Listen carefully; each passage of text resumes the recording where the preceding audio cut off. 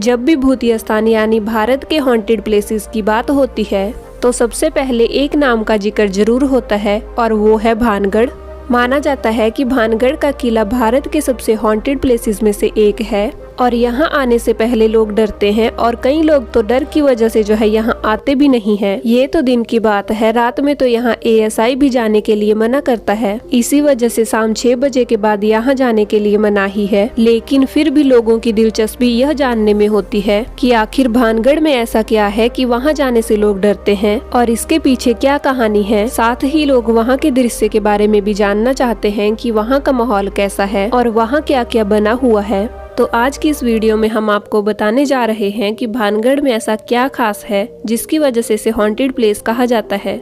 भानगढ़ राजस्थान के अलवर जिले में है। देखने में यह भी राजस्थान के दूसरे किलों की तरह ही काफी खूबसूरत है, लेकिन अब इसकी वो खूबसूरती नहीं है और यह पूरी तरह से खंडर हो चुका है। इस किले को सन 1583 में आमेर के राजा भगवंत दास ने बनवाया था। कहा जाता है कि पहले यह भी अन्य किलों की तरह काफी खूबसूरत था, लेकिन बाद में एक श्राप की वजह से इसका ये हाल हो गया। यह श्राप की ही कहानी है जिसकी वजह से लोग यहाँ जाने से डरते हैं। वैसे तो भानगढ़ को लेकर कई तरह की कहानियां प्रचलित हैं, लेकिन सबसे ज्यादा चर्चा रानी रत्नावती और श्राप वाली कहानी की होती है। कहा जाता है कि यहाँ एक राजकुमारी थी जिनका नाम रत्नावती था। रानी रत्नावती अपनी खूबसूरती की वजह से काफी मशहूर थी और उनकी सुंदरता की बातें काफी प्रचलित थी। हर कोई उनसे शादी करना चाहता था। उनके चाहने वालों में से किले का ही एक तांत्रिक भी था और वो अपनी तंत्र विद्या से रानी रत्नावती को अपने वश में करना चाहता था। कहा जाता है कि रत्नावती एक बार अपनी दासियों के साथ इत्र खरीद रही थी तो तांत्रिक ने राजकुमारी के इत्र को अपने तंत्र के जरिए मंत्रित कर दिया और जब यह इत्र राजकुमारी के पास पहुंचा तो वो इस इत्र पर किए जादू को पहचान गई और रानी रत्नावती ने इस इत्र को लगाने के बजाय फेंक दिया और जिस पत्थर पर जाकर वो इत्र गिरा उससे तांत्रिक ही घायल हो गया। फिर मरते मरते उस तांत्रिक ने श्राप दिया कि अब इस भानगढ़ का विनाश हो जाएगा। फिर उसके कुछ दिनों बाद काफी अजीबोगरीब तरीके से भानगढ़ का विनाश हो गया। श्राप में कहा गया था कि यहाँ के लोग मर जाएंगे और वापिस उनका जन्म नहीं होगा। उनकी आत्मा यहाँ ही भटकती रहेगी और उसके बाद उनकी आत्मा यहाँ ही भटक रही है। स्थानीय लोग अक्सर कहते हैं कि किले के आसपास से उन्हें औरतों के रोने और चीखने चिल्लाने की आवाजें सुनाई देती हैं। यही वजह है कि रात में यहाँ कोई भी नहीं रुकता है